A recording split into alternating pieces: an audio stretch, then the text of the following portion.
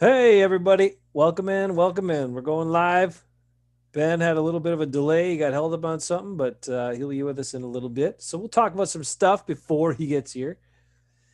We'll jump into the Pro Bowl talk in just a second. We'll talk about a couple other things, and I'll show you some annoying plays from this last game. Ben's got a whole bunch of other stuff to delve into about what the happened after the Packers are up 21-3. What happened to that game? You're watching it like I was, right? And you're like, what happened here? It was a painful second half, tough to sit through, even though they had the lead the whole time. Never, never gave up the lead. Never were even Panthers were as close as 8 points. That's it. So we didn't have to be worried, but most of us probably were worried. Like Bernard was probably worried. I was getting worried. Plus, it was just kind of yucky to watch and sit through, and we haven't seen too much of that. Holy cow! Mom and Dad are here. Mom and Dad, we're gonna get to you once Ben gets here. Ben had a delay. He got delayed going for food as well and something else. He had a whole food escapade that he might have to rant about or tell everybody about. I'm not sure. We'll see what happens. But either way, Ben is delayed. So we're jumping into other stuff. Let's talk Pro Bowl. And then we'll talk. Actually, I want to get to these plays here. Getting ahead of myself. Sometimes I do that. You guys know that. Bruce, how you doing, sir? I got some cool stuff for you too. I'm gonna play this once Ben comes in. I'm gonna play something for you guys. But let's look at the Pro Bowl stuff right away because Ben doesn't really want to talk about that, and we'll just get it out of the way. Oh, now he's coming in. Now he's coming in. He must have heard me say Pro Bowl. Whoa! Here it is, Pro Bowl, Packer Pro Bowls. Aaron Rodgers, yes. Aaron Jones, this year? Not last year, but this year? Okay. That's the weird thing about the Pro Bowl. It usually comes like a year late, year after you have your first big year. Devontae Adams, all right. Look at Justin Jefferson made the Pro Bowl, Ben, if you can hear me on that. Woohoo. Tight end, Bob Tonyan. What the? No, Bob Tonyan leading the NFL in touchdown receptions for a tight end, and no Bob Tonyan. Okay. Onion. Oh, that's right, Tonyan. Give me a Funyun. I can't believe he's not on there. No Bob Tonyan. That's Can't so believe weird. he said his name wrong. That must be what happened. He changed how you say his name, and they screwed it up the Pro Bowl voting. Because some people thought they were voting for Bob Tunyon, and some people thought they were voting for Bob Tanyan, and so he didn't get enough. The one neither of them got enough votes because it was split. It was split vote because of the mispronunciation of his name. That's probably what happened. Now that at least makes sense. Because this Evan Ingram guy, get him the heck out of here. What's up with that? TJ Hawkinson, fine, but come on, really? By the way, TJ Hawkinson, a top 10 pick. Robert Tunyon, a guy you pick up off the street. And who's better? I think Robert Tunyon is. And he was a Lion at one point. Yeah, that's true. Oh man, what the Lions could have done with that top 10 pick. They didn't if they already had Bob Tunyon on their team. David Bakhtiari makes it and got a whole bunch of money this year, and he's probably not worth all that, but that's for another show. Elton Jenkins, I believe he is a Pro Bowl guard. I don't know that he's a Pro Bowl center, though, but right. He's a Pro Bowl guard. What else we got? Boom, boom, boom, boom, boom. Not Kenny Clark. What? Zadarius Smith, though. Woo! Think about this. Khalil Mack and Zadarius Smith. Apparently, at outside linebacker, if you loaf it at least 40% of the time, you get to make the Pro Bowl. Because we know Khalil Mack loafed it against the Packers like crazy. And Z, we've seen him loaf it plenty of times too. But whatever, they got lots of sacks, okay, and big name recognition. Jair Alexander. Now, again, this is one that comes a year too late. Last year, I think he was a Pro Bowl level. This year, not so sure, but he's still their best cornerback, that's for sure. And I was under the impression that the Packers long snapper, Hunter Bradley, was leading. I think he led the fan vote, but I think the player vote overruled. That happened in a couple other instances too, where fan bases were all mad because their player like won the popular vote but didn't make the Pro Bowl over other guys. So instead, it's not Hunter Bradley. It is Tyler Ott, the long snapper. Oh, I thought you were going to say it was Bradley Hunter.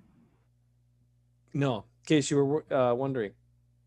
And then Young Ho Koo is the kicker. So there you go. I think it should be Mason Crosby personally, but whatever. Yeah, That's your Pro Bowl ballots, Pro Bowl votes. Tell us if you like it or you hate it. I don't know. I just got that one stat I was telling you about. Did you say it? You say it. I left it for you. Go ahead. Okay. Evan Ingram. If you Evan add Ingram. up Evan Ingram's drops and his touchdowns, it still doesn't equal as many touchdowns as Tunyon had. Plus, you could add Tunyon's drops in there too, because guess how many drops he has this year? Zero drops. I think I counted him for one in that one game, but they must not have gave it to him. Evan Ingram's got 8 drops and 1 touchdown. Bruce Tunyon's says got 10 touchdowns. What? What world, what planet does that make sense on? I don't know. And Aaron Jones should have made the Pro Bowl last year, but got screwed. Right. And this year, yeah, I guess, because Saquon's out and hurt. And yeah, the problem was Saquon was hurt last year too, right? But Ezekiel Elliott was there taking up his spot. This year, Ezekiel Elliott stinks. So, woohoo! Aaron Jones. He wasn't that great last year either. Bruce says Smith doesn't deserve it. And Eckes sure the heck doesn't deserve that loss he just got in fantasy. Boom, Eckes! Wow. Did you say he doesn't deserve the loss he just got in fantasy? Yeah, he deserves it, and he knows it because he cursed Derek Carr. And Derek Carr scored 2.55 points at a quarterback, and he had big old bad Patrick Mahomes as his quarterback. But he made the wrong call because he didn't realize that the guy who actually should be ahead of Patrick Mahomes in the MVP race, he should have started that guy instead. Josh Allen, because then he would have beat me. Because he's got Josh Allen and Patrick Mahomes. Yes, Eckes' team is so stupid, but he still lost to my awesome team. Why is it that when I get a guy like, okay, I had Josh Allen last year and the year before, and he sucked. Yep, because he kept throwing picks and throwing in triple covers like a ding dong. I had Baker Mayfield last year, and he sucked. That's you. That's I had Aaron Rodgers in 2017, 2018, and he sucked. Just like Eckes. That's the real reason why I don't like Aaron Rodgers, now. Why I'm so hard on him. Because he ruined my fantasy football team for like 3 years in a row. You ruined him for 3 years in a row. You brought him down. He sucked. Look at how he's playing this year compared to every other year. Oh, we should look at how he played on Sunday. Ben, it was not good. We will find it. was not good. But finish up on fantasy here because I don't want to spend too much time on it. But hey, I won too. I won in the losers bracket. Oh, very good. I'm in the losers championship this week. Nice. There you go. I am trying to bring home the trophy. Actually, Mom and Dad just told me there's 2 trophies. There's the consolation bracket trophy and the big trophy. So you're telling me you could get the real one and I could get the consolation bracket one? Yes. Wow. Sticking the family, the Hafemans, because Mom and Dad paid for them. We didn't even get to pay for them. One's a giant toilet-shaped one, and the other one I'm not sure. I'm not sure what the consolation one is. Oh, I thought the toilet one would be the regular, or would be a consolation one. No, here's the only bad news though. You're in the championship for the real championship against who? Mo, big Viking fan. I'm in the consolation bracket championship, and who am I against? Travis, only other Viking fan in our whole league. So if they both beat us in the Packer league, where everybody else is Packer fans except for Rick, of course. Well, no, Rick's not even in this year, right? No. So all Packer fans, and then 2 stupid Viking fans, and they win the division. Or they win everything, then they don't get the trophies. And they get the first. We hold it off for 1 year for the trophies. You should come on now. We can't.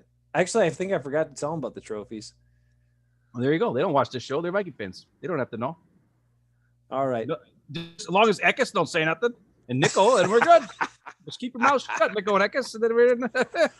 That would suck if first-year trophies, because they're getting them engraved and all that stuff.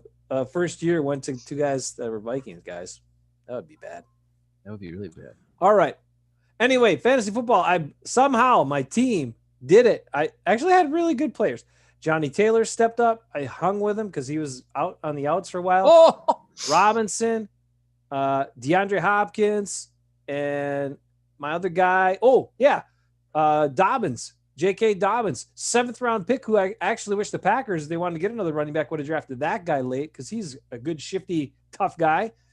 Not that big, but would have been a nice player. And he's doing well for Baltimore. So those guys helped make my team. And of course, the maniac for a defensive player. What do you got? What's your problem? Did I lose now? Did they stat correction for Ekis? He pulled fantasy strings again, and I lost. No, Bruce. Oh, good. Okay. I used to think Bruce knew stuff.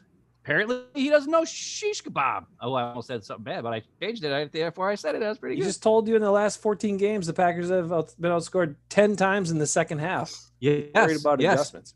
Yeah. Oh, yeah. Bruce says that Aaron Rodgers was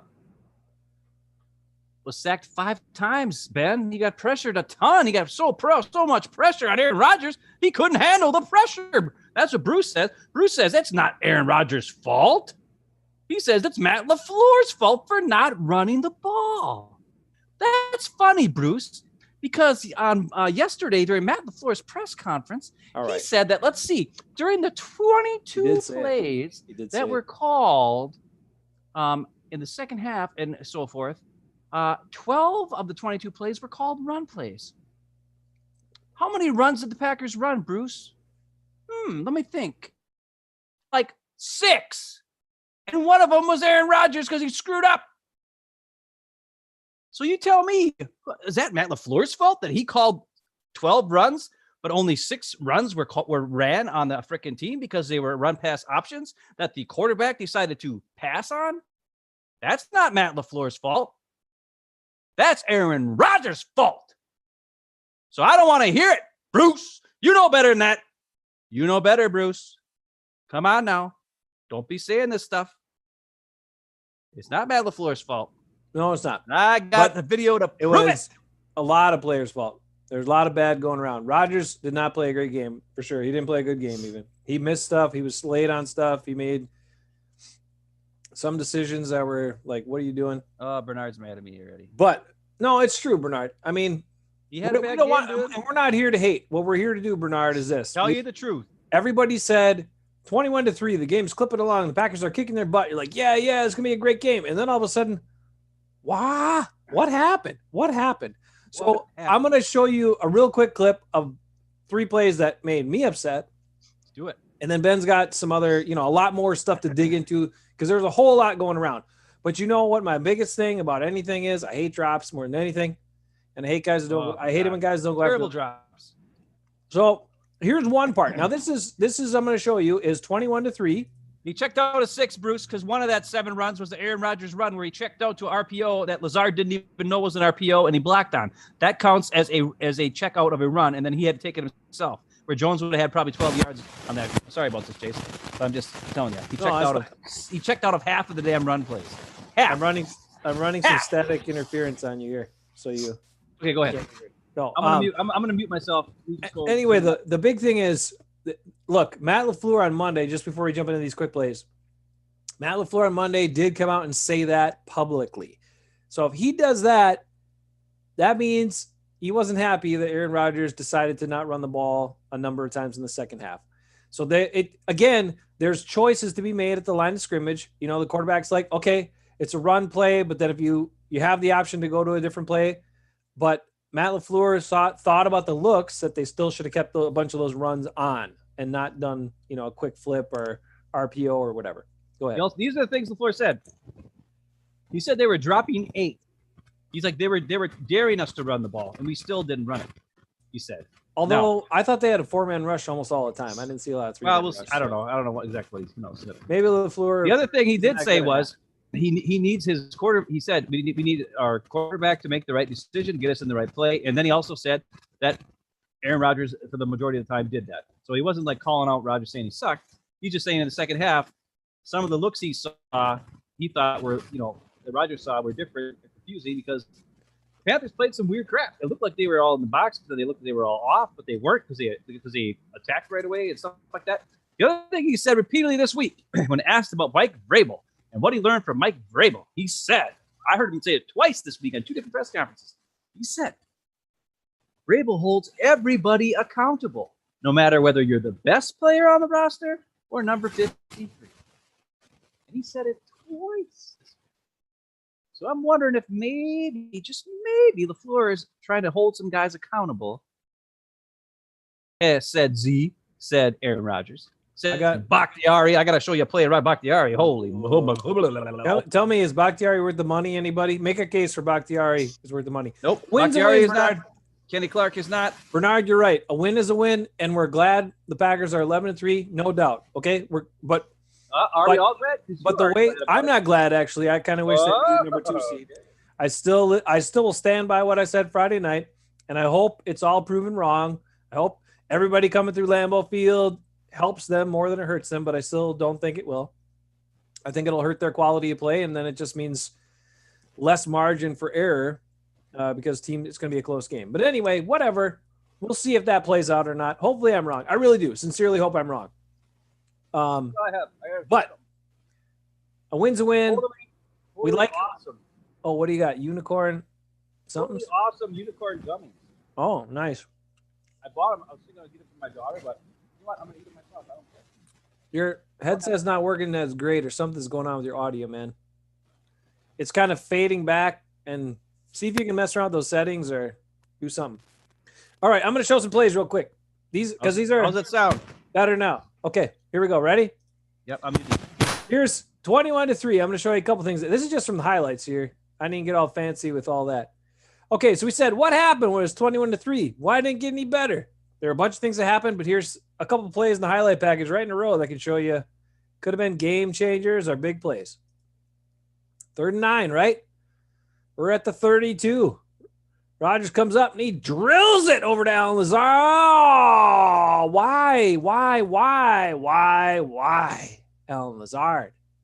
I like Allen Lazard, but he looked right at the ball and it went right into his hands and right through his hands. And that kept him from having points before the end of the half. Okay. So now we're in the 3rd quarter and it's still 21-3. Opening drive of the 2nd half, right? Let's see. Here we are. 2nd and 6. We had a 4-yard run on 1st down. Let's try a pass here. Devontae's in the slot right here. Let's see what happens. He's open. Oh, no. And he actually dropped it before the linebacker even got there. Because when you watch the replay, that linebacker did not knock the ball out. He drops it, then he gets hit by the linebacker. That's a 2nd and 6. So that's not converted. So now we're here and we're like, or maybe a 2nd and 7. Apparently they moved the ball 1 yard back. I don't know how that happened, but whatever. The next play. It's not a great decision by Rodgers, but the ball is anybody's ball when it's in the air. And watch what MVS down here does. He's running down this way to the sideline. I get the ball was inside. Now, the other thing is, Kurt Warner did point out that as a receiver, you got to kind of press your defender more inside on that route to not allow him to push you to the sideline. So that could have been an impact there, or a little bit of an adjustment. But still, when the ball's hanging up in the air like that, fight through the guy and go get it, or make an adjustment and go get the ball. Just because he has inside position on you doesn't mean you can't sneak around him and go get it. He didn't even try. He just ran. It's incomplete. Okay, so those are my 3 plays I want to show right there. And those were all when it was 21-3. Closing drive of the 1st half, opening drive of the 2nd half. Killed by, you guessed it, a couple of drops and a receiver not going after the ball. Makes me mad. A bunch of other things made me mad too. But those 3 made me pretty mad. And the fact. And sad. And made you sad. It made me sad.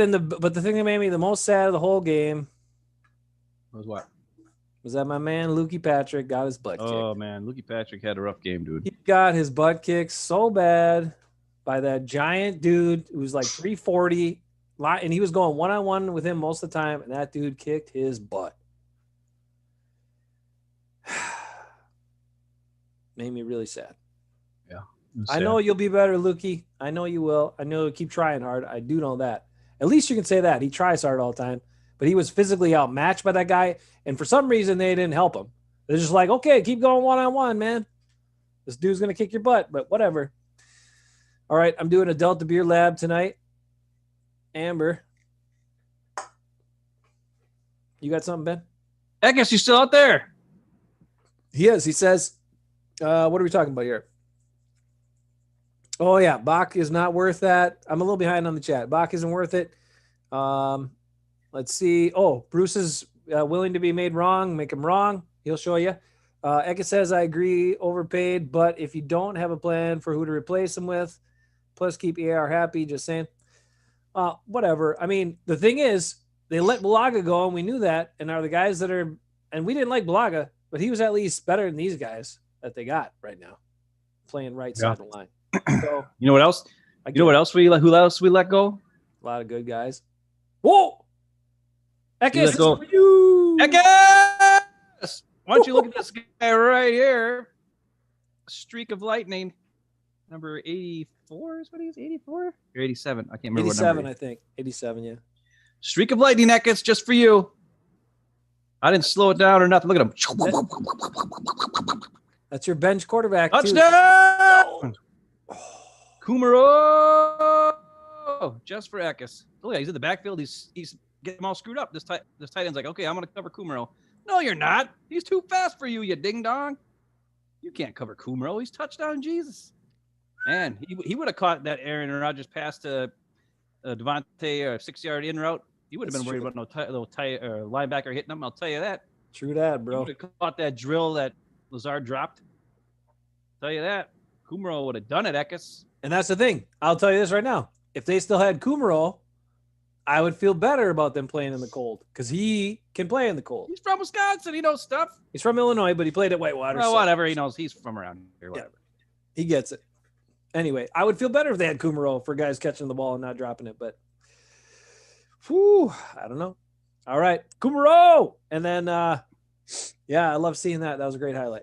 Good to see Jakey getting the ball. And he was on their practice squad for the longest time, so they could have easily signed him back if they wanted. Oh, but they chose not to. Yeah, Goody didn't like him or something. I don't know what the problem is. I don't know either. He always showed good stuff. Whatever. All right, you ready? Are you ready? Oh wait, can I give some? Here, I'm gonna break. Can I break the? Are you gonna really hammer on stuff? Is this bad news? Yeah. Okay. But it's offense. Are we doing offense or are we doing defense? What are we doing? What do you want to do? All right, you do your bad news offense. Then I'll break the tension with my my news that I have for you. You got news again? I always have news. Lots of stuff going on over here, man. Oh wait, you're here, and Mom and Dad are here. Hey, lift a glass to Mom and Dad. Happy anniversary, 47 years today. 47 years. And happy anniversary. And Ben is 46. Woo-hoo-hoo. That's how I always know how many years it is. So as long as I remember how old I am, I'm good. That's the thing. Mom and Dad, they met. And Dad, he knew within 1 second, he said. And he told Mom that he loved her within a week or some crazy stuff like that. And Mom was freaked out. But Dad is so dang funny and charismatic that she could not help but fall for that crazy dude. And then, they felt so positive about it. They had to get married as soon as possible.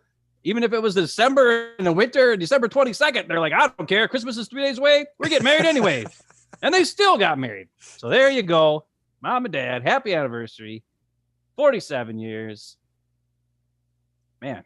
Love you guys. I'm really old, too. You are getting old. And you know that they did some stuff on that day. Woo! Watch out. Because I was born on September 18th, 9 months later. So, anyways, don't want to think about that. All right. Bring us down with your plays after we just had a nice moment there. That's true. Dude is a good basketball player, Ekis. At least, I don't know about basketball. He's a good shooter. Basketball, the whole game itself, I don't know. We'll have to see.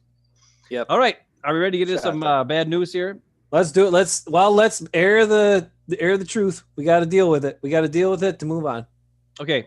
This segment is called 2-minute miscues. 2-minute miscues. This is at the end of the first half. Okay. Now, based on the alignment of the defense at this point, okay, this is a really cool play called by Matt LaFleur. I'm just going to say it right now. But based on the alignment here, before any movement happens, It looks like there's 3 guys over here covering these 2 receivers, right? It looks like there's and then only 4 guys down here for Devontae, a tight end. No, there isn't even a tight end. Devontae and a running back. So over here you've got, or no, that's sorry, Tavon Austin's right here. So you got Aaron Jones and 2 wide receivers with 4 guys over here, and you got Tavon Austin and Devontae with 3 guys over here. What happens is, right before the ball snapped, this inside linebacker moves up to play the run. This safety goes deep, take care of the deep pass. What's called is a screen pass over here for Aaron Jones, but there's also a wide receiver screen that's called from Tavon Austin going over to this side. So this should be known to Aaron Rodgers that this play has 2 outs on it, right? I would think he would know that, right? He is the quarterback of the team, and he should know this sort of thing. And if he's watching the defense and sees what's going on, he should be able to see the safety leave, which would then leave 1, 2 guys over here, and you're going to have a 3rd guy coming over. So 3 guys against 2 guys. That sounds like a pretty good plan. Maybe you should dump it off over to Tavon Austin if for some reason the screen pass doesn't work, right? I mean, this is common sense. I think a quarterback who's been playing as long as Aaron Rodgers would be able to know that, right? It's nice to have outlets. It's nice to have a backup. Well, he's wide open. I'll tell you that. There you go. And now, if he would have just looked over here, instead of looking over here the whole time, because this is a big jumbled mess of humanity. Yep. And Aaron Jones can't get through it.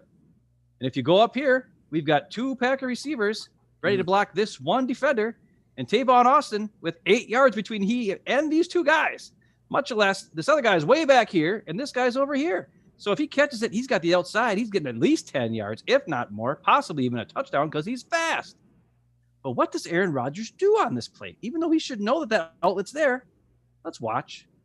Dumps it into the ground. Dumps it into the ground. That's a miss, man. That's a miss. That's a terribly dumb idea. He's got time.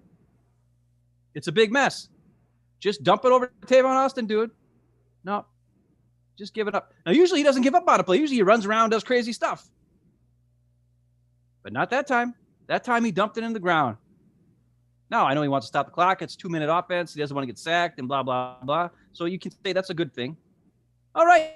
So here's the very next play. The very next play. Now, I don't have these 2 receivers on the top of the screen because they kind of just take everybody out to get rid of all these guys. Okay? It takes out this guy. It takes out this guy. It takes out this guy. All 3 of these defenders are out. Now, what we have here is Aaron Jones coming out of the backfield. He's going to run to the really not even that far. It's like pretty much the line of scrimmage, which takes this linebacker over with him. Over here, you got Tunyon. He kind of only goes to the line of scrimmage and comes in, which takes this guy covering him. Then you got Devontae, who goes to the first down marker and does an in cut. And this linebacker, actually, it's not even linebacker, it's 21. It's your guy, Chin, who we didn't talk about yet, but I know you want to talk about him. Chin here, he has to go with Devontae. Okay? That guy's a monster. Jesus. So it's 1-on-1 with this guy, and this guy. 3 of our best 3 guys. Aaron Jones, Tunyon, and Devontae, right? One of those guys surely can get open, right? Well, let's just see what happens. Let's find out what happens.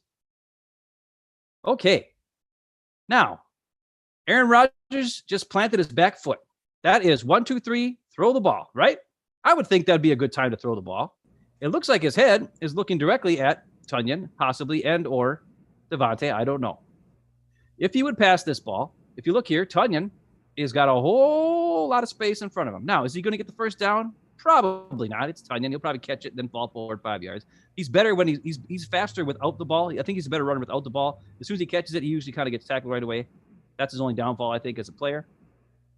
But that ball could go right there, right now. I mean, he's hit his back foot. Boom, that should go.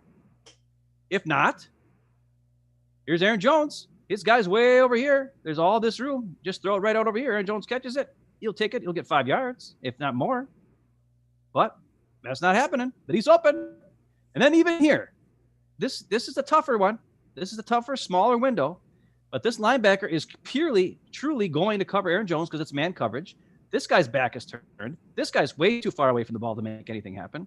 And 21 is trailing Devontae. He looks pretty close here, but he's really like 4 or 5 yards off of him. And Devontae is ready to make his break. So if that ball gets thrown now, it'll be hitting right about here. Devontae catch it, first down. Any one of those guys could have got that ball. They're all open. And where are we right now? We're close to the red zone, right? Or gold zone, as they call it. But what does Rodgers do? He sits on it, gets sacked. He doesn't run the freaking system. He doesn't run the ball or run the play as it's called half the time. Even when guys are wide open. He's been doing a pretty good job of that most of the year. You're right. He has. At times he has. But this is the problem. What happened in the rest of the game? And I don't understand why he's not doing. Just run the freaking play, dude. I mean, especially, what are you doing? The other point is, especially when a bunch of your guys up front have been getting their butts kicked, so you're not going to have much time. So get rid of it. You got to do it. You got to look for the pass that's open quick. Now, this is 3rd and 20. Now, I don't like this call, first of all, because what you got is Tunyon over here, who is 25 yards from the first down. Aaron Jones, who's 21 yards from the first down. Like, what are these routes? I don't get it. He's got windows to throw the ball, but there's a defender here. There's a defender here. There's a defender here. There's a defender here. Okay. What these circles represent to what reason why I put these circles here is that's pretty much where he can throw the ball to get a completion as of right now. If you would throw it right now. Okay. This is the easy completion. Okay. If you threw it right about here, that would be caught by Tunyon. Or no, that's not Tunyon. That's somebody else. That's the receiver. Tunyon's over here. If you wanted, you could go here to Devontae. It'd be a little tighter window because this linebacker is here, but he could probably throw it over the top of him. But he won't throw it in the middle of the field because he won't, because he doesn't like throwing picks. And then if he was really gutsy, there's no defender other than this guy right here and this guy right here. And MVS's route takes him straight to that spot. And this guy is facing forward, but he'd have to turn around and try to make a play. So if Rodgers wanted to drill it, like Justin Herbert would take this shot and he would complete it right there. Right there. And it'd probably be a touchdown. But what does Rodgers do? Not only does he not throw to here, or to here, or to here, or dump it off to a playmaker like Aaron Jones, he decides, I'm going to run for 20 yards because I'm Aaron Rodgers, because I can run for 20 yards. No, you can't. You're Aaron Rodgers. You're not as fast as you used to be, Aaron Rodgers. Now, that's 3rd and 20. That's a hard play. I'm not really blaming him on that one.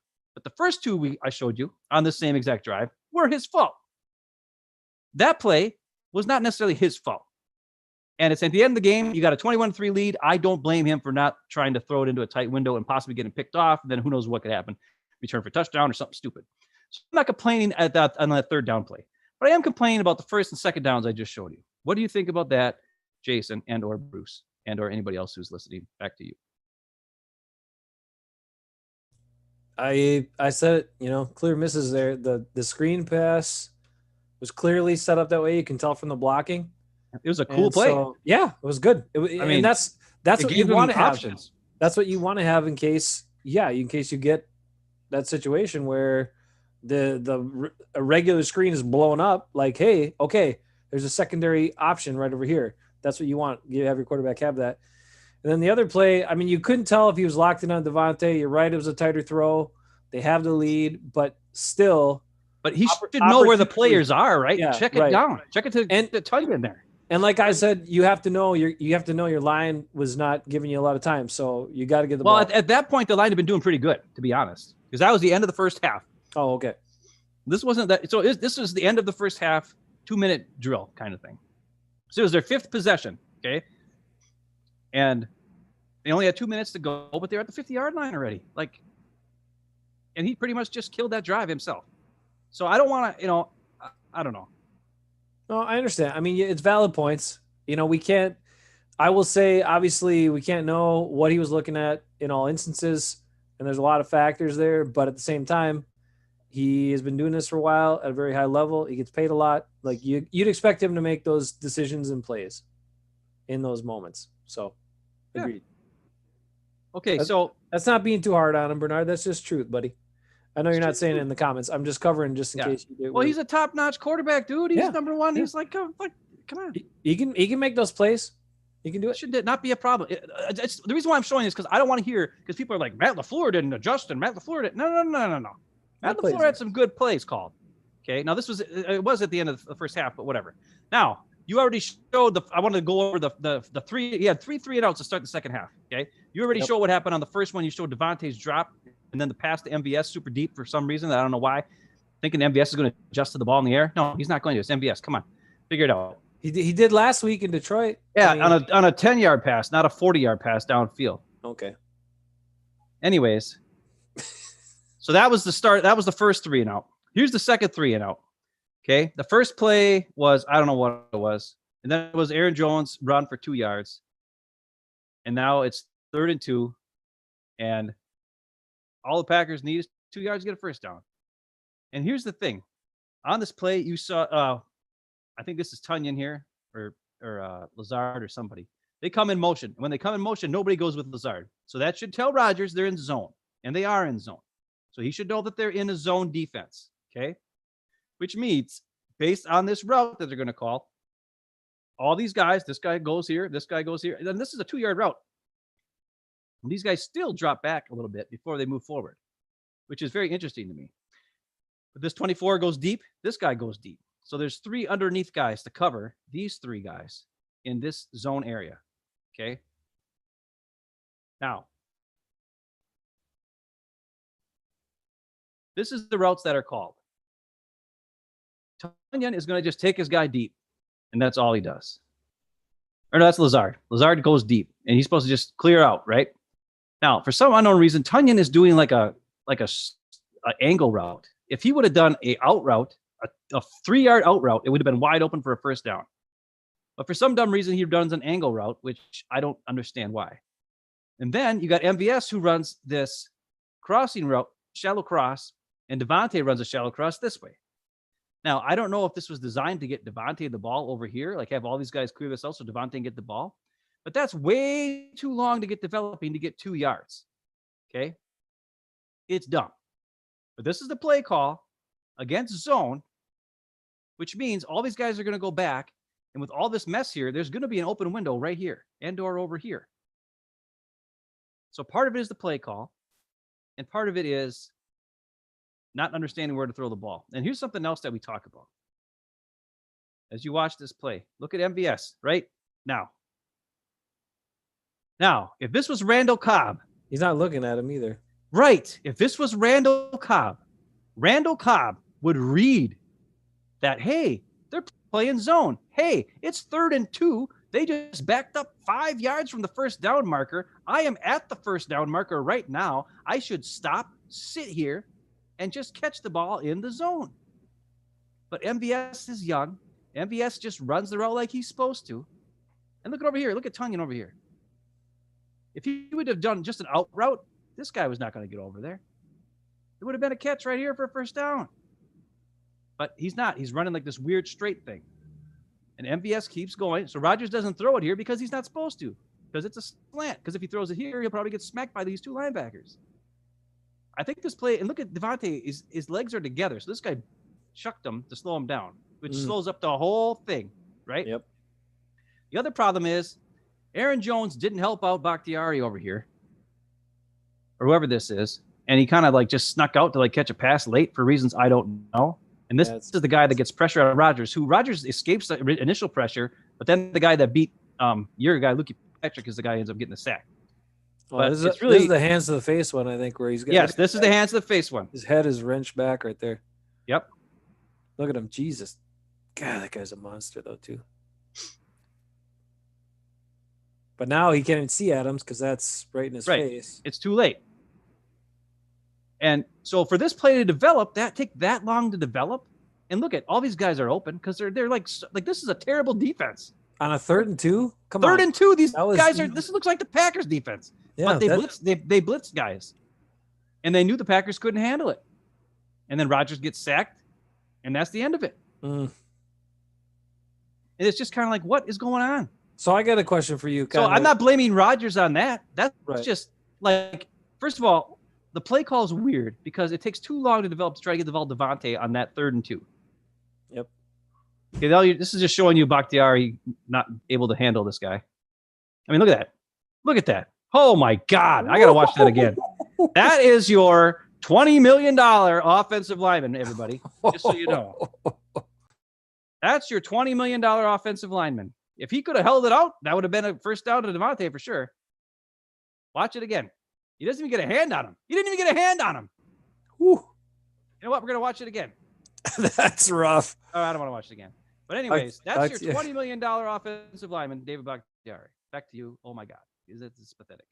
Okay, so this is the kind of the thing that I thought about before, and it's sort of going on what we were talking about earlier today, and we talked this afternoon. But so obviously, a big trend in the NFL has been to play a lot of man defense, a lot of man coverage, and that's why they do, the McVays and that whole system got into running the motion, so you can easily identify, and a bunch of those guys do that.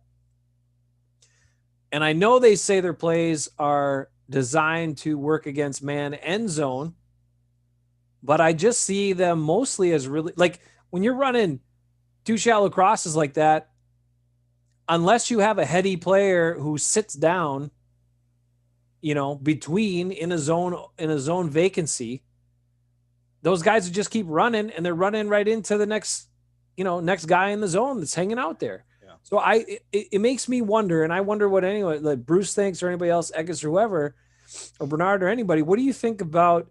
Do these plays really work that well against zones? I know they're very effective against mans, really effective against man coverage, but I don't think they're nearly as effective against zone coverage, which is then where the players need to adjust and where you have to sit down. I said that to Ben earlier today. I'm like, they don't have the same type of guys that would just sit down. Like Jordy, you brought it up. Jordy was smart enough. Like, hey, okay, I'm not getting anywhere here. These guys are doing this. I'm just going to sit down right here. Boom, throw me the ball. Well, Randall Cobb, if that was Randall Cobb, you would have sat there and caught the first down. Yeah. I mean, James Jones. I mean, those guys and Greg Jennings, all of them. Yeah.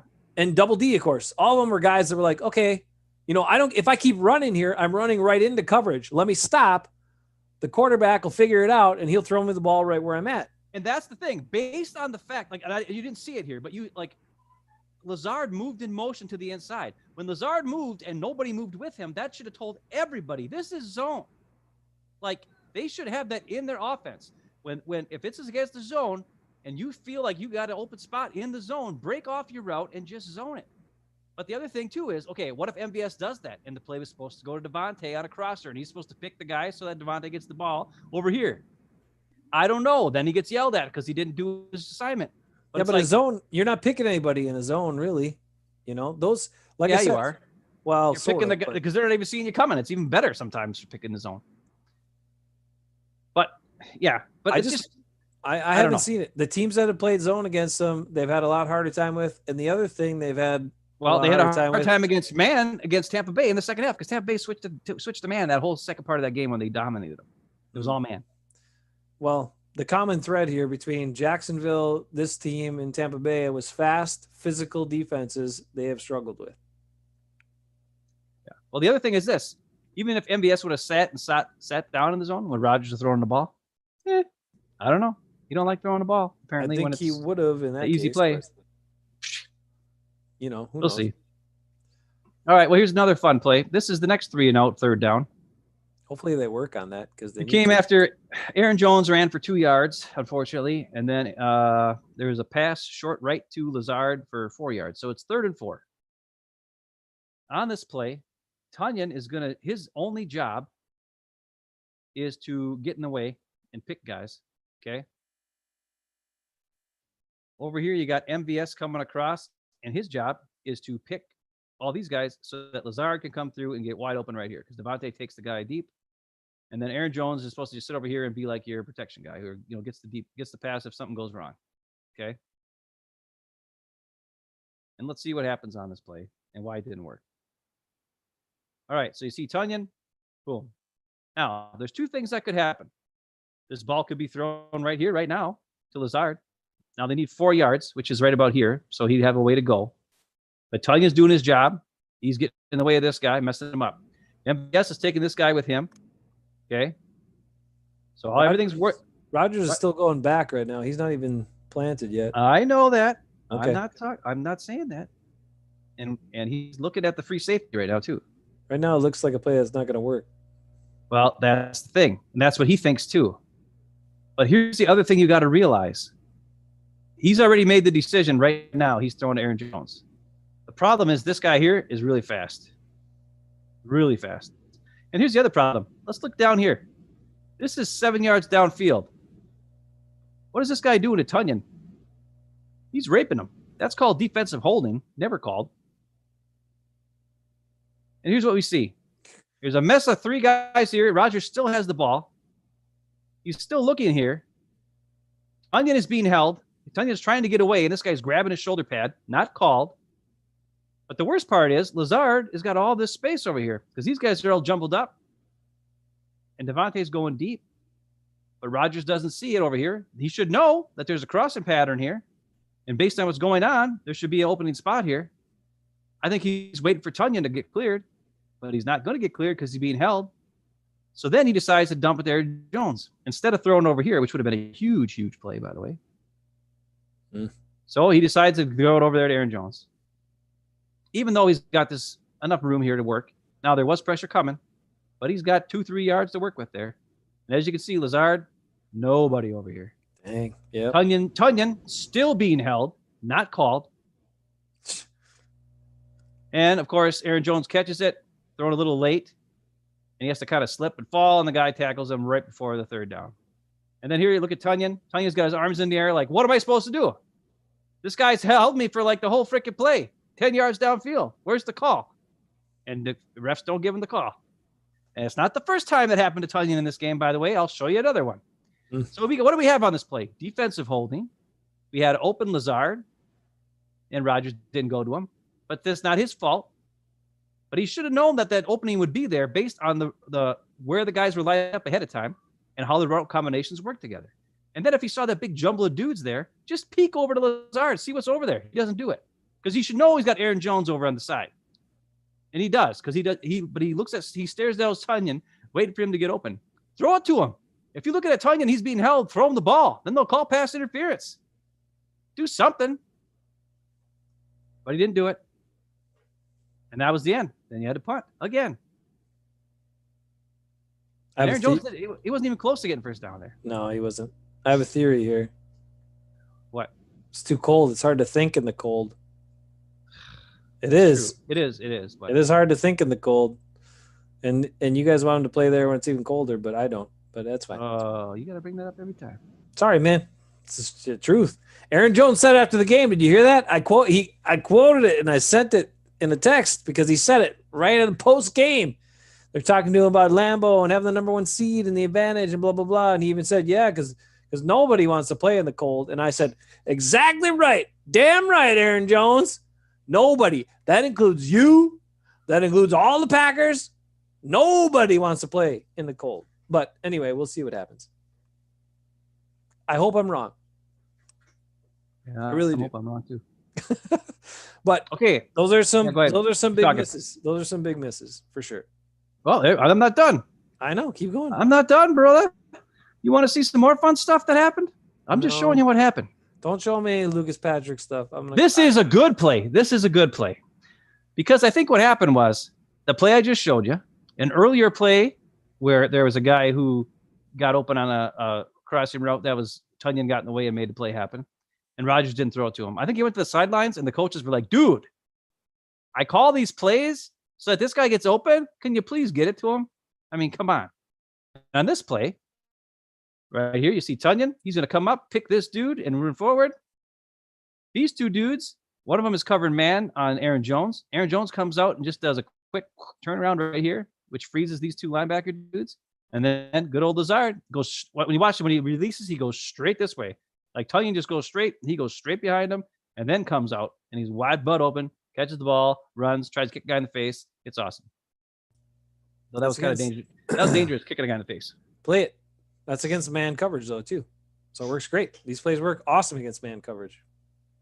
I just don't know. It would have worked against zone, too. We'll see. I'm not sure about that. I'm not sure if I'm sold. Look at Lazard. He went straight parallel downfield. He didn't even try to do a route. Look at that. And he's wide butt open. And Rodgers even throws it behind him, for God's sake. And he still catches it, kicks guy in the face. There you go. Boom. And on Lazard. It's because he wanted him to focus on the catch. Because when he throws it right in his mitts, then he. Whoom. Wow, you just love. You got to be a Rodgers apologist. No, I'm just telling you, man. Let's Sometimes watch. quarterbacks do that on purpose. All I know is this: when guys are getting the ball thrown to them behind them this much, I've seen many guys drop passes like that. Look at how far behind him that was. That was way behind him. That was way freaking behind him. So you remember James Jones, man? He caught all the hard. That was a 2. That was like a freaking 5-yard pass. Rodgers threw behind him. Yeah. Jesus, underestimated his speed. Apparently. Yeah, I guess so. Well, he's not very fast. All right, so now it goes bad. That was a great play, though. It worked out great. Man coverage, though. Okay. Now this is 1st and 10. And I believe based on the offensive line that this is a run-pass option. Okay? Because Aaron Jones takes off running straight. Usually when he's in a pass pattern, he kind of goes off to the side like this.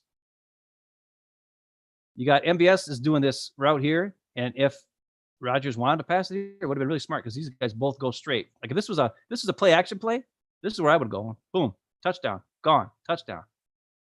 But that's not what Rodgers does because you know what he's got to do. He's got to throw to his good old buddy, Davante Adams. Look at that. He just got the ball. Guys haven't even moved, and he's already thrown Davante Adams. And why? It's not a bad plan. There's 8 yards. 8 yards. Yeah. Look how far that's off a lot. That's a lot of space. And he's moving backwards right now. Yeah. But watch how fast this guy comes forward and makes a play. Ooh. Have you ever seen a Packer guy do that besides Jair Alexander? Look at that. By the time he catches it, he's already in front of him. And look at that. He actually wrapped him up and tackled him. You ever seen a Packer corner wrap up a guy and tackle him? Usually they just bounce off him and then they keep going. Wow. Watch the offensive line here and watch Aaron Jones. This was definitely a run. Look at that. But Rodgers didn't care. It's like, nah, Davante's got 8 yards of real estate. That was a poor decision, though. Play didn't work. I mean, I'd feel pretty good about that, too, but...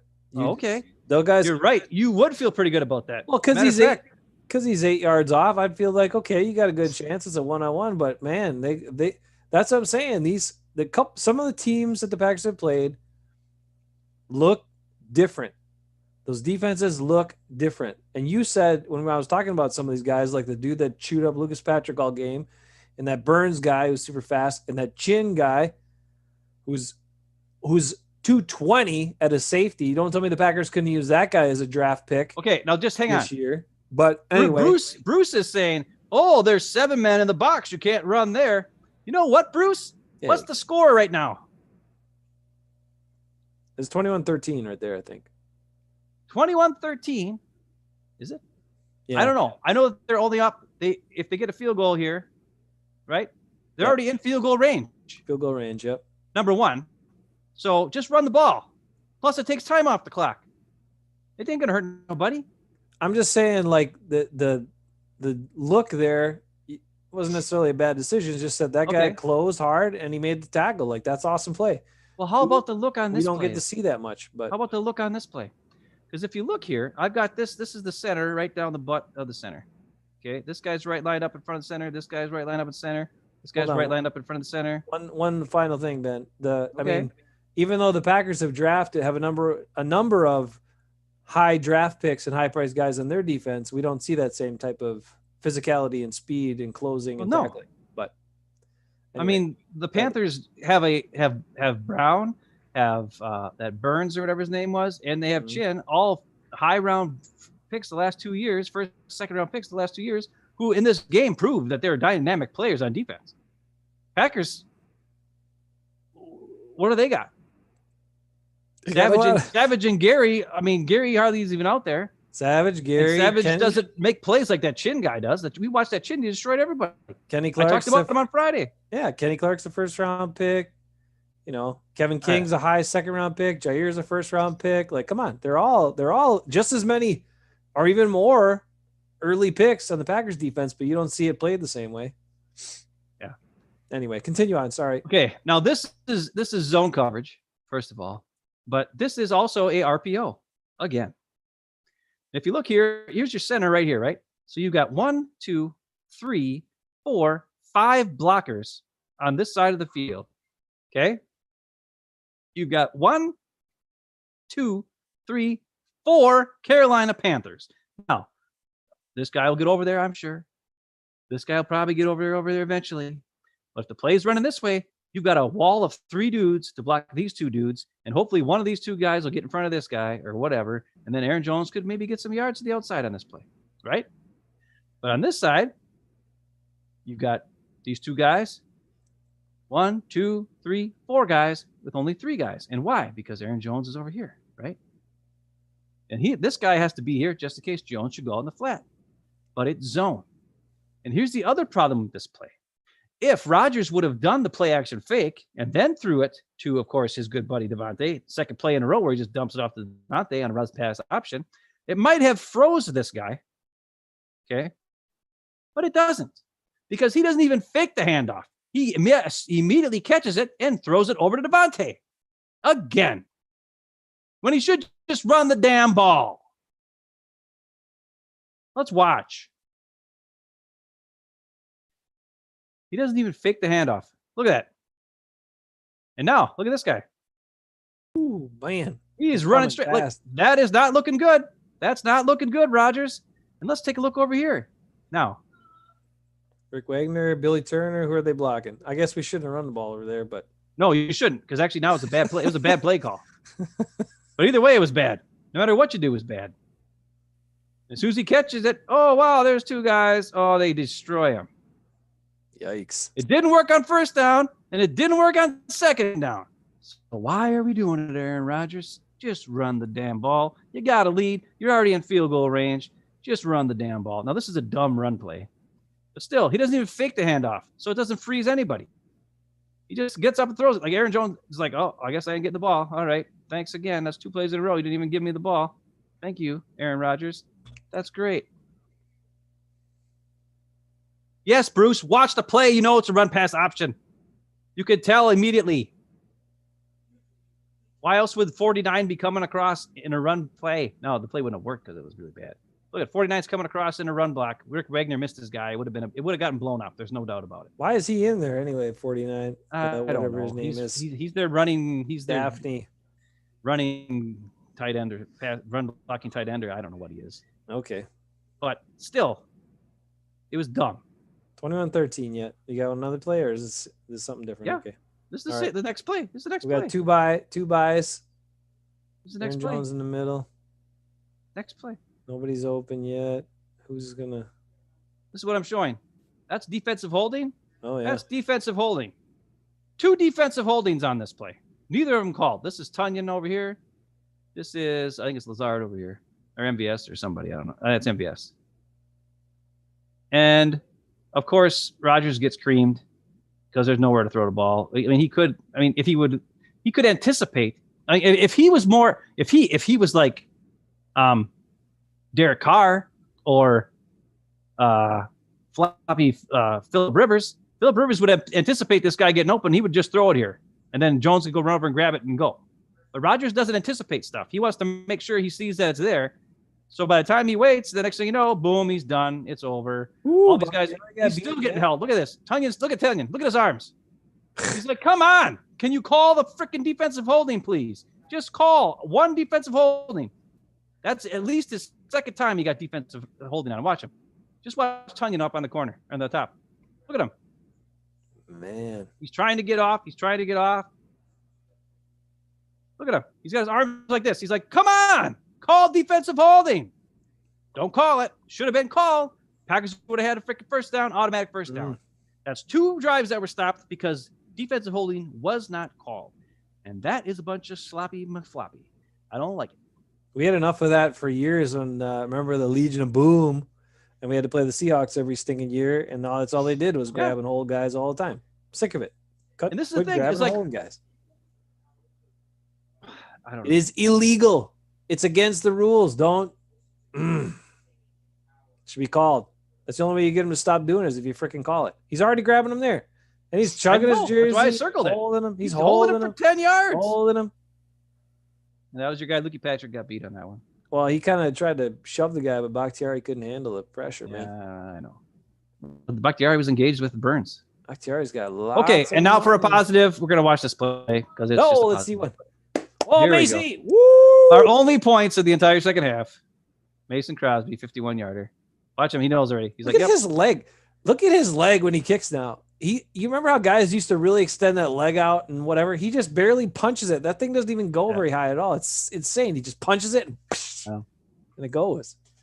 It's awesome. I'm not done yet. I got another video to show. Oh. I know you guys are gonna be mad at me. Listen, don't make him mad again. Well, what you've seen is it's not just. I'm not blaming Rodgers. Like everybody's like, oh, no. There was defensive holding not called. There was play calls that were weird. There was guys not blocking long enough. There was all kinds of things that just didn't work. I said there was plenty of blame to go around for everything that went wrong in that game. Yeah, I mean, but you want to see why? Why did all this stuff happen? And right. I mean, the bottom line really is the Packers, the Panthers' offense or defense was aggressive. Mm-hmm.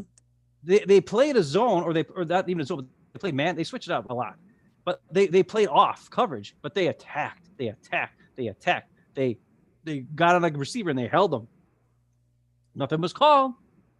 Well, it's the same game. The Packers could do the same thing if they wanted to. They never do that. And you were saying something. Why don't you talk about what you were saying on defense? You said on the phone earlier today that you noticed that the defensive guys on the line were saying. About the Packers defense? Yeah, Packers defensive linemen. Yeah, there were a bunch of guys complaining, like stopping their rush before the play was even over and turning and looking at the official and throwing their hands up in the air and stuff. I mean, Z did it like three, 4 times. Preston a couple times. Dean Lowry was doing it. They're like wanting those holding calls. Well, you don't stop mid-play to complain about a holding call. You talk to the ref after if you're getting held all the time and you say something. But like, obviously, clearly, there was hardly any flags thrown for holding in this game on either offensive line. I know the Packers, especially according to Viking Mo, Bakhtiari is one of the best at holding in the whole league. But I know they do it too. But what did you expect? They weren't calling it. So just play through it and try to make a play instead of shutting down your rush and trying to complain to the officials. That's another thing we'll get back to in a little bit about the Packers rush lanes or lack thereof, which is a huge problem. Yeah. It could be a big concern moving forward too. Well, the reason why I wanted you to bring it up is because if the defenders are having this problem and they're not getting called for holding on the offense of the Panthers, why don't the Packers hold a little bit more instead of getting their butts kicked? Like if that's the way the game's being called, if the game's being called where the defensive secondary can hold the Packers receivers, then let's hold the freaking dang Panthers receivers on defense. And if the Packers defenders are getting held by the offensive line of the Panthers, then let's have the Packers offensive line hold some dudes. And then the minute that they call that crap on us, then you go in their face, in the ref's face, say, oh, really? Because look at there. Oh, they got holding us now. Call that crap. But no, we didn't hold, and we got our butts kicked. Luke Patrick couldn't handle it. And it's kind of ridiculous. Now, this is called 2-minute miscues 2.0. This was the 2-minute drive at the end of the game, where all you got to do is run the ball a couple times, and let's just come on, let's be smart about this. First play is a running play. Aaron Jones, look at him, small little hole. It takes 3 guys to tackle him. He gets 3 more yards. I mean, come on, he's the man. He's good line surge in that play. Usually they don't. Yeah, that was good. It was good. This is a great play. Because they weren't doing like they were. Look at, okay, this is why it worked. Double team here, right? Come on. That's why I hate that stupid everybody zone run to this side and then nobody block anybody and Aaron Jones gets creamed. No, double team the big guys and then move to the second level. That's what Dalvin Cook and the Vikings do, and Dalvin Cook hardly ever gets touched. And you saw this last week. Dalvin Cook couldn't get going. And why? Because the defense stopped it. If he doesn't have holes, he's just an average, regular guy, just the same as anybody else. But when he has wide butt holes, because there's guys double teaming and getting there. And look at, and Jones, the reason, look at, did you see that? Gosh dang. Jones made that linebacker go back to this hole because he looked like he was going to go here. And then Jones saw him go there, and he's like, nope, I'm going this way. And that got him an extra 5 yards. Wow, they kept the double teams on the whole time. Yes, yes. Because Aaron Jones can make a guy miss. He can make a guy pick the wrong hole and take it. Look how long far he carried that linebacker, too. Yes, I know, and he's a little tiny dude. It's crazy. How much power he runs with for being only like 210 pounds is pretty nuts. Now, it's second down. And Aaron Jones gets creamed. I mean, look at that. The guy was in the backfield before he even got to the line of scrimmage. Do you want to take a guess who that was on? I'm guessing Rick Wagner, Billy Turner, and Billy Turner. Okay. It's Billy Turner. It's Billy Turner. He gets schooled. Well, stop it 1 second. Pause it here. Pause it here. All right, look at that. Look at that. You got to be making an adjustment right now. So as a line, right now, what you probably got to do is make sure Wagner crashes down on that guy just off his left shoulder. Mercedes got to go into that guy. Tunyon's got to hold up against him, and Lazard, or Tunyon's got to double that guy, and then Lazard's got to try to get that guy in the back. But this is tough. You got guys lined up. This is a mess. There's a lot of dudes here. And Jenkins has got to hold off that backer, or you're screwed. Right. And that huge human being across from Lucas Patrick, he's got to hold up against him, or you're also toast. That guy's like 380 pounds. Look at him. He's a monster. Or he's 300, but he's still really big. Jeez Louise. And I just want to say, look at how little he looks across from him. There were three Packers who got PFF grades of over 90 in this last game. Okay. Who were they? Adrian Amos. All right. He played pretty well. Yeah. Chandon Sullivan was another. Wow. And the guy with the highest grade from PFF, Pro Football Focus's highest grade for a Packer this past Sunday was Billy Turner. What? What? All right, let's watch this play. Okay. Watch Billy Turner. I don't know what he's doing. That guy just beats the crap out of him, says, see ya. I don't know what you're doing, Billy Turner. He's like Rick Wagner blocked both those guys. That's what he's doing. He's like, here you go, Rick. Take both these guys for me. Yep. That's the classic. That's the classic Billy Turner. Wagner did pretty well on that one. Jesus. I know he did. He held his own. Wow. But good old Billy Turner, he's stinkier than doggy. I mean, just something to I don't know if anyone's ever played offensive line before, but generally, turning sideways when you're trying to block a guy in front of you, it does not work very well. No. It's not a good strategy or very good technique. Jeez, Billy Turner. Good. Come on, man. All right, so give me some running bunions. This play, I do not understand this play. Let me ask you a question. Okay. If your offensive line is going this way and your quarterback goes back facing this way, right? And it's a running play, but it's a play action play. Would your running back be going the opposite way of the way your offensive line is going? No. Wouldn't your running back be going this way? You would think, yeah. So either Aaron Jones screwed this up big time, or this is the dumbest play I've ever seen. And this is the third down play where Rodgers got sacked. He probably screwed up, but I'm thinking Aaron Jones must have screwed this up. Yep. Oh, yeah, because Rodgers looks surprised right there, like, whoa, hey, what's up? But, I mean, it's the dumbest thing I've ever seen. And why you leave that guy on the end unblocked? Well, let's take a look at that for a second. What happened there? Who's another guy that Aaron Jones just raves about every single week, every time he's got a press conference? Who's the guy that he raves about?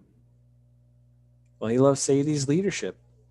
Oh, his leadership might be good, but his play is crap.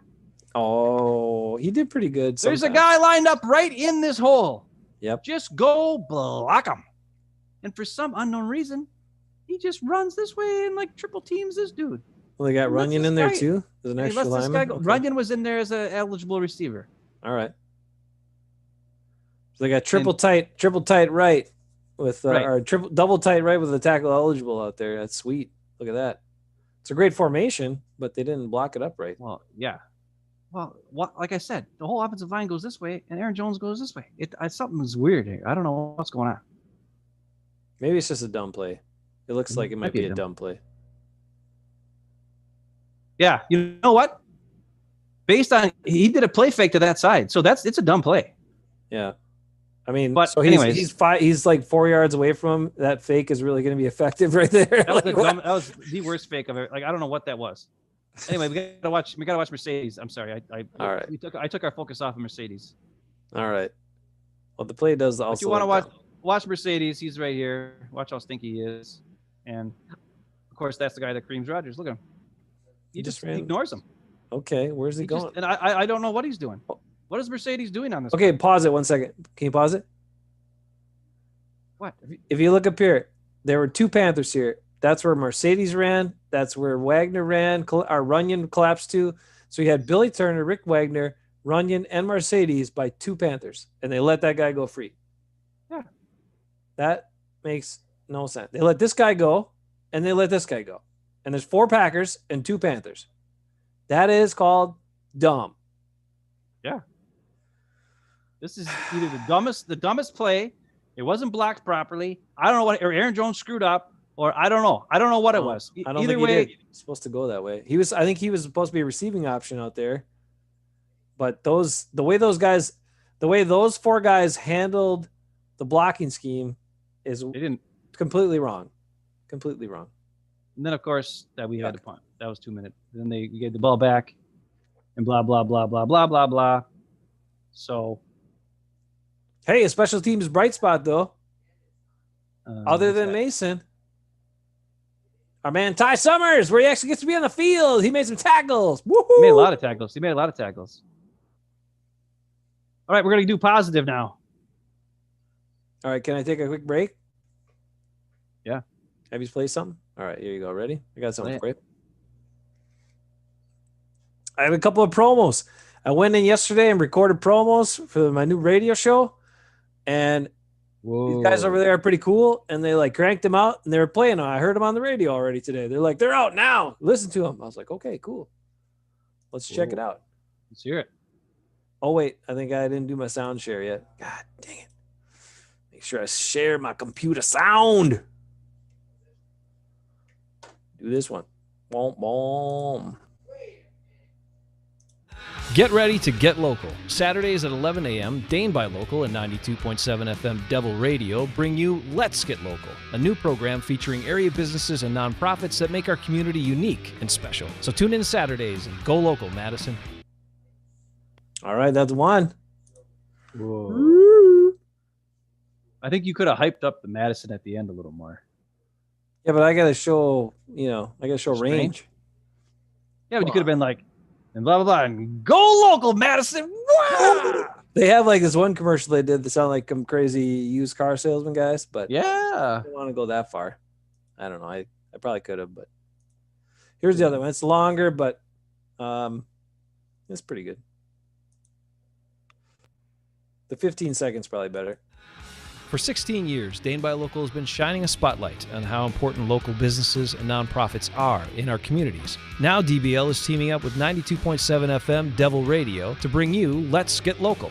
Join me, Jason Hafeman, Saturdays at 11 a.m. for features with area leaders and business owners who help make our communities unique and special. They're our neighbors and friends, and they have stories to tell. So check out Let's Get Local Saturdays, 11 a.m. to noon on Devil Radio 92.7.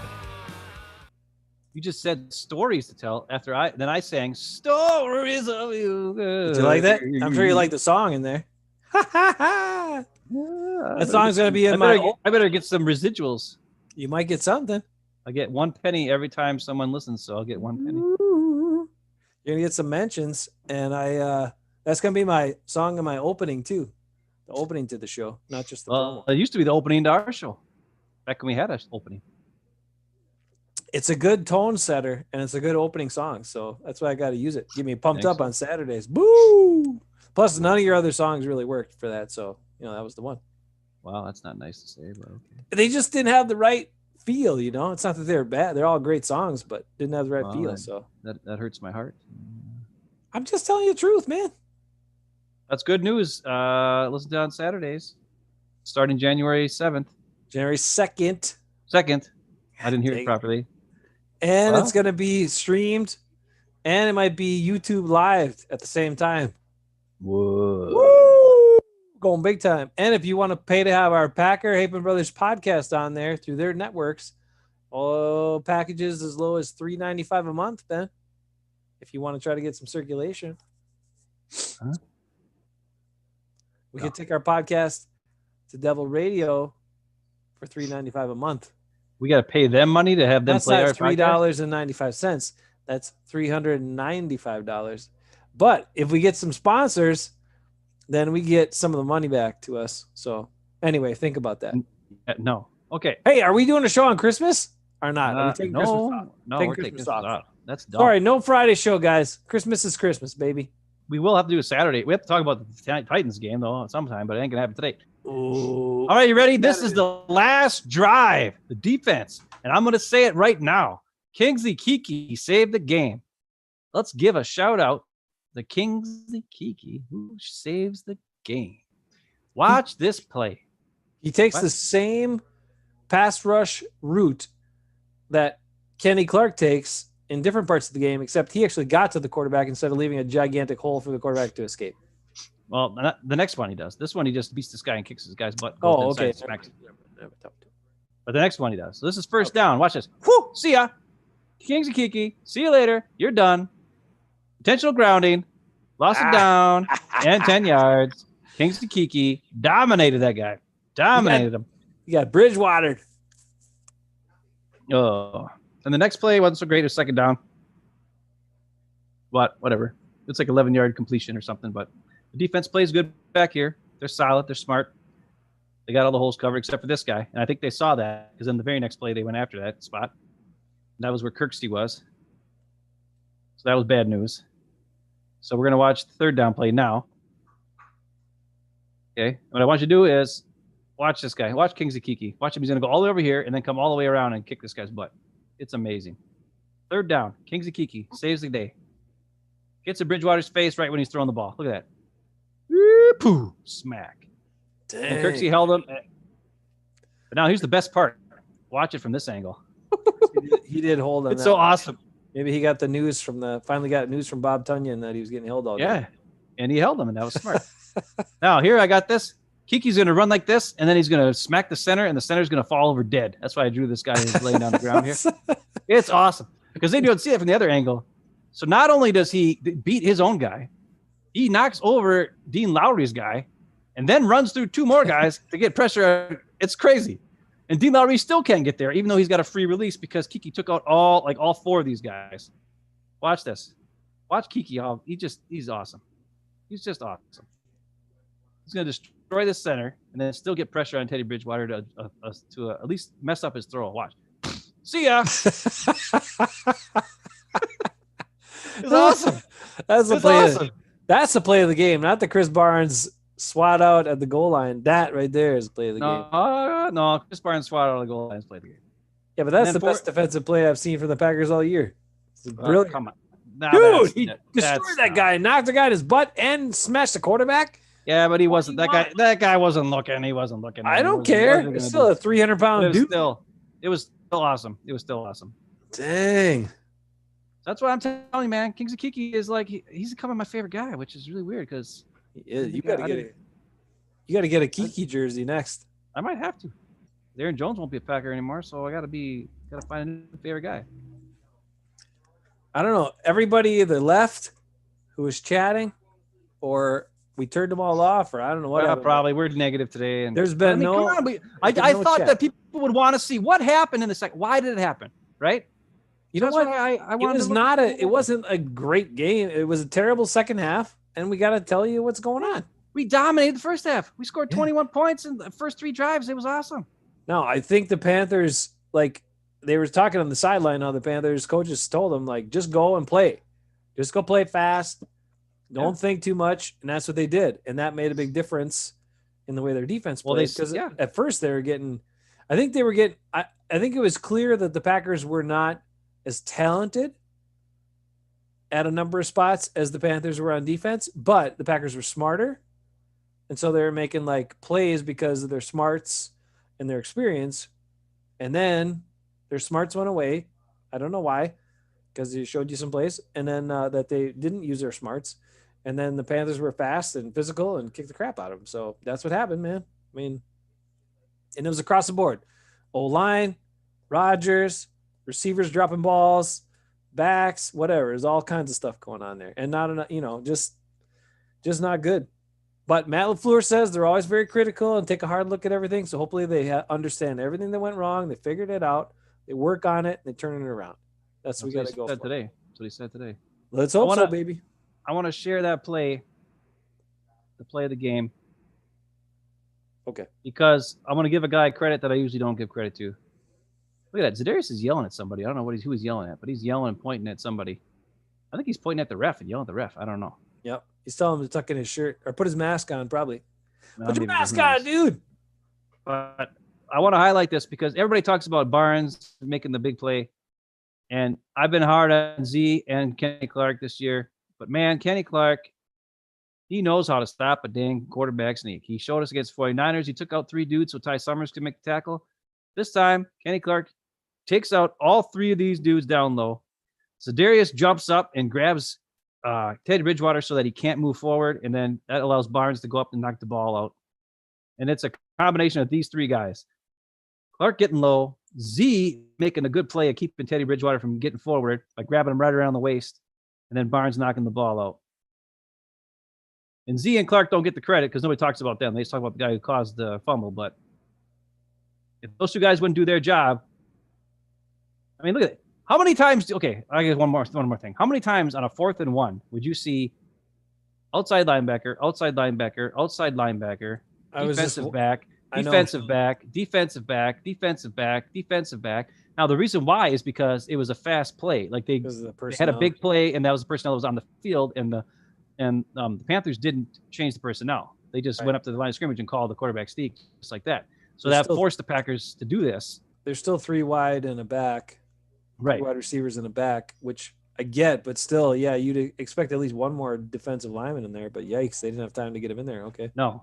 And luckily, this happens. Luckily, they don't hand it off to the running back here. They probably get it. Right. We would have been told. Look at Kenny Clark goes low. Look at Zarius jumps over. Everybody's just jumping over and making plays. All 3 of those guys. Even Preston and Gary were like everybody just collapsed. That's the first time I've seen them like everybody collapsed and whoosh. So yeah, and Chris Barnes is going to get all the credit for knocking the ball loose, and Kevin King for running down, making a play that way. But it goes to show you that it takes more than 2 guys to make a play. You got to have other guys doing. Watch Z here. There you go. Unless Ty Summers is in there, he can do it all himself. But no, he needed help from Kenny Kenny Clark that time. That's true. Another amazing part is that Kevin King scooped up the ball on the run with his bad hands. That's amazing. That's probably the more amazing part than the ball getting knocked out. I don't know about that. But the other part that was super funny is he got it and he thought he was going to take it all the way. You could see him running. He's like, oh no, I'm Kevin King. I'm not that fast. Well, Aaron Jones isn't that fast either, apparently. But he did a good job. He did a good job in that one. I'll give him that. Hey, Kevin King he's a liability. There's no doubt about that. He played terrible. Him and Christian Kirksey are the liabilities on the defense, in my opinion. Oh boy, Kirksey is just. I mean, he didn't play as much this week. No, you can tell they're adjusting, and they're going to Barnes a bunch more. Which Barnes is an upgrade. He's still not the best guy we have on the team, which we showed you last week. Ty Summers is the best guy to be in those roles, but Barnes is better than Kirksey. So it's probably going to be another one of those things. It's going to be next year when they look at the offseason tape, then they'll figure it out that, we should have played Ty Summers in those spots, and he'll be the starter next year. But well, if they want to hire me to look at their film and tell them what to do, I will gladly do it because I do it anyways. God dang it. With as much time as they look at it, and think about it and do all this stuff. How did they not figure that out? I don't know. It's weird. Well, listen, I thought the secondary played good. They had a lot of pass breakups. They did a lot of them. But that Anderson receiver and both of those 2 receivers for Carolina really didn't do jack squat until the second half, like late in the second half. They held them down. Yeah. They did great. And those guys have got a lot of yards this year. So, tons of pass defense in this game. Like, Amos knocking some away, Jair, other guys. I mean, Savage had one. Shannon Sullivan had that killer one where he jumped over the dude and that was awesome. A part of that got his hands up one time. Part of that is Bridgewater throws a pretty slow ball. Like he didn't put a lot of mustard on it, but still, you got to be close enough to get there. So give him credit,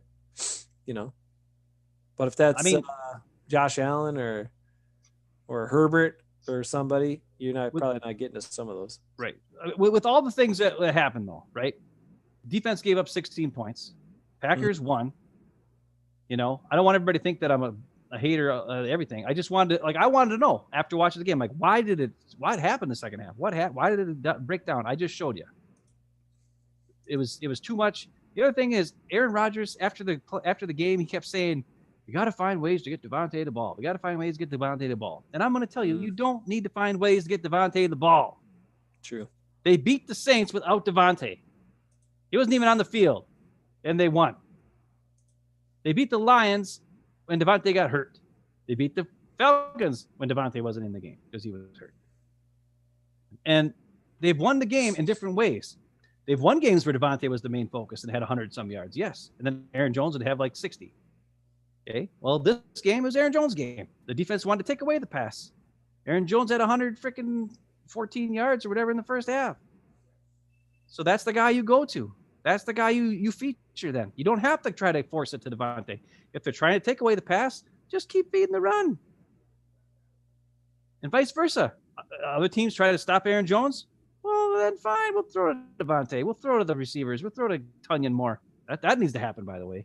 We get the ball to Tunyon more. That would be a key. Seems how he never drops anything. That'd be good. And there was a couple plays where Tunyon missed a wide receiver screen. There's one where Rodgers was like, "Damn, Bobby, come on!" You saw him say it right on the screen. He was yelling at Tunyon. Yeah, he blew it. I mean, he blew the block, and he just let the guy through. But is anybody yelling at Rodgers when he's doing his RPO throws and missing guys that are open and not pulling the trigger on 3rd and 2 and 3rd and 4 and all this other crap? Because he can yell at all those guys, but they can't yell at him. Matt LaFleur is probably yelling at him. Matt LaFleur better start yelling at him if he's not. Devontae might have yelled at him on that other one, one that he got creamed on. Yeah. And this whole thing is not just like, I'm not saying it's Rodgers' fault, dudes. Everybody's mad. I think I'm a Rodgers hater. I'm not a Rodgers hater. I'm just saying that he was part of the problem. Offensive line had a bad day. Every one of them, except for Billy Turner, apparently. Pro Football Focus said he had a 92.3 quarterback or PFF grade. Don't ask me how. But apparently Billy Turner played great, and the rest of the offensive line was bad. Whatever. And then, there's some dumb play calls in there. Like when your whole offensive line goes one way on a play action pass, and your running back goes the other way. That's probably not a good idea on a play action pass. I don't know. I could be wrong about that, but who knows? That was something got screwed up on that. So there's a lot of things that went wrong. And it just seemed like it was something different almost every other play. It was offensive line. It was drops. It was, Rodgers not pulling the trigger. It was all kinds of things went wrong. And it just right. They could not get out of their own way in that second half. They just kept doing dumb stuff. And the Panthers were aggressive. And on these short dump offs, whether it was to Jones or to a wide receiver screen or Devontae, the Panthers attacked it and they tackled. They tackled well. Mm-hmm. That doesn't always happen. Usually we do those short passes and Devontae makes the guy miss, like against the Bears when he got the 400th touchdown for Rodgers. He makes the guy miss and gets 8 yards and scores a touchdown.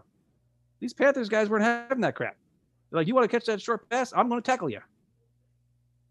So those are things. Like we went up against a good, solid, attacking young defense, and we screwed up a bunch too. But I think there's still a chance that the key things are there for them to win games and hopefully win the playoffs if they can just stay out of their own way and sure up some stuff. All right, back to you. I just don't want people to think I'm a jerk. But actually, I don't really care. There you go. No, they turn to the run. I mean, they'll have to turn to the run more if the weather's bad and all that stuff, and if it's cold, and that's fine. They need to do it. That's the way they're going to win in Lambeau is by running the ball more. That's for sure. Now, we'll cover other things on Saturday. Is that what we want to do? Show Saturday night? I don't know, dude. Saturday afternoon, Saturday sometime. Well, I got to work Saturday till whenever 2, 3.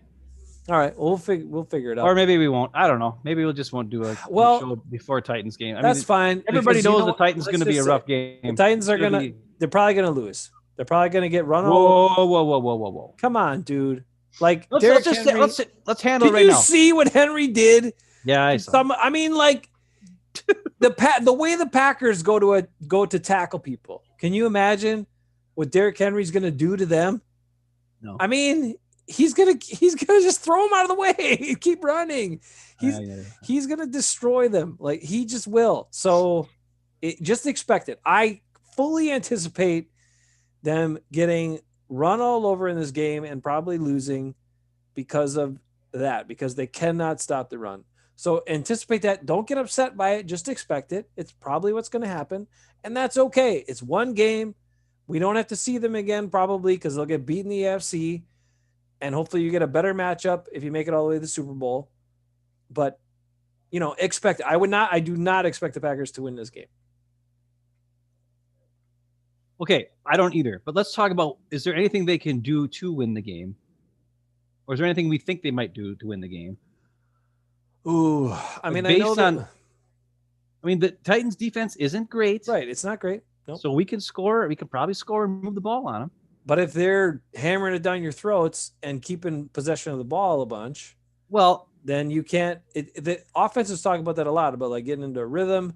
And if they have a long stretch of time where they don't have the ball, and let's say that's your scenario, right? You ball control, and then they score a touchdown. You get the ball, screw some stuff up, 3 and out, and then it's another 10, 8, 9 game minutes, which is how many minutes in real time where you're not even on the field again. You're just standing there.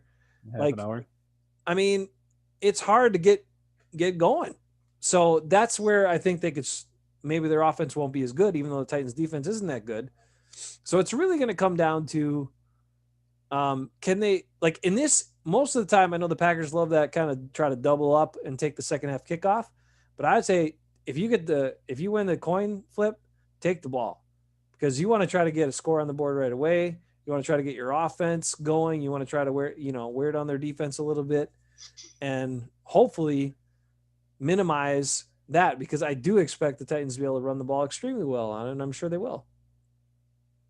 Well, the one thing about Derrick Henry is if he doesn't get going, he's easier to tackle.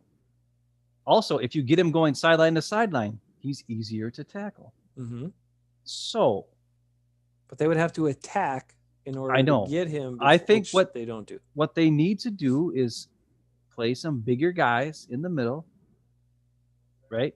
And not only that, you saying White Lightning linebackers got to play? Yeah. Well, that's the thing. I think they need to not have Christian Kirksey out there, obviously, but this is a game where Kamal Martin, like if he takes a hole and misses, but he attacks and gets to the backfield, it might be enough for him to make a play on Derrick Henry. Because even if he takes the wrong hole, but he somehow gets there, because Derrick Henry is super fast once he gets going, but it takes him a while to get going. He's like the opposite of Aaron Jones. Aaron Jones has got killer acceleration, but his top speed is not quite as fast as most running backs that are like top-notch running backs. For Derrick Henry, his top speed is like super fast, but it takes him a while to get going because he's a big, huge dude with big, huge legs, and it's like some wild, then it takes a while to get going there. So I would say crowd the middle with the big guys on defensive line and they won't do it, but Ty Summers and Kamal Martin and Barnes, switch those 3 guys out, and they've got to move and stay off blocks and get to the edge or get to the backfield and try to cut them off before he can get going. Because the Titans' offensive line, they're out there. Their starting tackles from the beginning of the year are both hurt, right? They're both out. So they've got, their offensive line is not what they had thought it was going to be at the beginning of the year. So it's a possibility. But even after all that, you still have to worry. Tannehill is a very good quarterback. I'm telling you, he's my top 5 quarterback in Ben Hafeman's top 10 quarterbacks. He's top 5. Why? Nico disagrees with you, but he's wrong because he's good. Matter of fact, he's another guy who got snubbed for the Pro Bowl. Him and Tunyon were the 2 guys who got snubbed. He can run a little bit too, which makes me a little worried with how undisciplined their pass rush was in this last game. Like Kenny Clark on multiple plays would literally go from the left, like outside the left guard's shoulder, all the way over to the right guard, almost run into Zadarius Smith. And so you'd only have the outside guy on the left rusher who's going upfield, and you'd have 3 guys on this side of the right guard, and this gigantic hole, which made Teddy Bridgewater look like he's a track athlete. So if you do that against good athletes, Tannehill's a good athlete. Let's see, there's some in the NFC. Russell Wilson, and I don't know. Who else is there that's a good runner in the NFC? Couple guys. At least we play some old Murray quarterbacks in the NFL. Yeah. Murray, yikes, that's scary. But if you do it against like Drew Brees and Tom Brady, fine. But if you're doing it against those other dudes, you could Jared Goff. Long day. The Rams look bad this week. I'm happy about that. I can't believe they've lost to the Jets. I can't believe it. That's the other thing everybody's talking about. Hey, the Bengals beat the Steelers. The Jets beat the Rams. The Packers still beat the freaking Panthers. Was it close? Yes. Was it scary in the second half? Yes. But at least they still beat them. So that's something positive, right? Sometimes you play like garbage. That's just the way it is. Sometimes you don't play good. But if you can still win when you don't play good, that's pretty awesome. Those teams didn't play good and they lost. Yeah. So, all right. It happens. I'm going to give you this before we go. Okay. Oh, wait. I got to get it back here. Oh, I'm on the wrong one. There it is. Woo! Give you this before we go. This was not even close to his best play because he actually takes a bad angle, but it's going to show you effort. Here's a third quarter punt from one J.K. Scott. There's our man right here, Ty Summers. Check him out. Look at that. He's ready to go. He's blocking. Then he's flying upfield. Go get him, Ty. Comes in over here in a little bit. Here he is right there. Look, track the guy. Oh, no. He got away from him. Look. But who makes the tackle? My man, Ty Summers. Look at the other guys in this play. They all stop. I know. Ty Summers. He's the one that gets there and makes the tackle. I know. Give me that guy on the field. Give me that guy and his effort on the football field. Please, come on, Packers. Give me a Christmas gift. I want Ty Summers for Christmas. On the field, on game day, playing defense. The majority of the snaps. Come on, Packers. This is my Christmas shirt. Happy Christmas to all you guys, because sometimes I'm British. You got anything else before we go, Ben? Yeah, baby, watch this. Let's see it.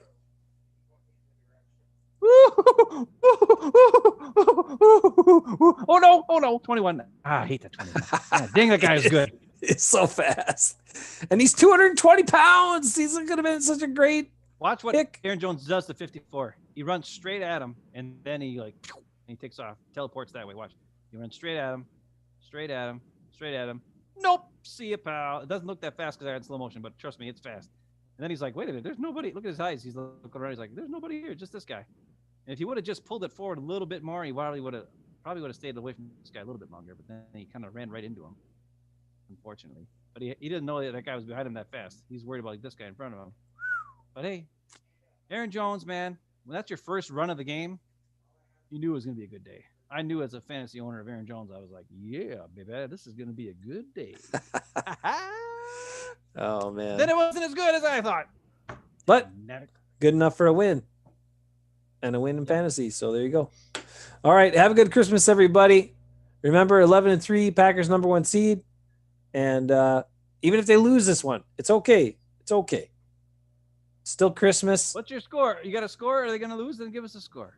Hate scores. Everybody's gone. Anybody in the chat anymore? Nope. Bruce is the last guy who chatted like a half an hour ago. Either the chat totally shut down, or Bruce got so mad that you pointed out all those issues that he's sorry, like, Bruce. Dang it, I'm out of here. Screw these Hafeman guys. I'm sorry, Bruce. I didn't mean to make you sad. And Bernard thought you were just going to bag on Rodgers all the time, so he left. Yeah, somebody else just left too. Don't worry, Bernard. It's okay. All right, my score is going to be, and I usually don't pick the Packers to lose, but I got it this time. Tennessee 28, Packers 20. You know what I'm going to say? Yeah, go ahead. Packers are going to have, it's going to be 42-30. Packers. Wow. 42-30. All right. How many yards does Derrick Henry have and how many touchdowns? Derrick Henry's going to have 3 touchdowns. No, I'm going against him in fantasy. Mo's got him. Well, don't tell me that. But Aaron Jones is going to have 4 touchdowns. Okay, this is I'm just dreaming, but hey, whatever. what are the odds of this, right? Mo gets to the championship game, and in the championship week, he's got freaking Derrick Henry against the Packers defense. Come on, man. Yeah, but he actually has the Packers defense as one of his defenses. Well, yeah, he ain't playing it this week. I mean, they might not give him as many points because they're going to run so much and control the ball. But if he breaks off some big long touchdown runs, I'm That's toast. the thing is that's usually what he does. I know. He gets through the initial line of scrimmage, and then it's Savage and King who are going to try to tackle him. Yeah, I ain't gonna happen. No, our only hope is Ty Summers. Please give us Ty Summers for Christmas. Come on. He won't be in there. He won't be in there. Okay. Well, just remember, even if they lose, it's still Christmas, and they're still in the driver's seat for the number 1 seed. So don't sweat it, everybody. Okay. And happy anniversary, Mom and Dad again. Woo! Happy anniversary, Mom and Dad. I finished it for you. Woo! All right. Take care, everybody. Be safe. Stay well. Enjoy your Christmas. And we will catch you after the Packers game against the Titans next week. Enjoy your holidays.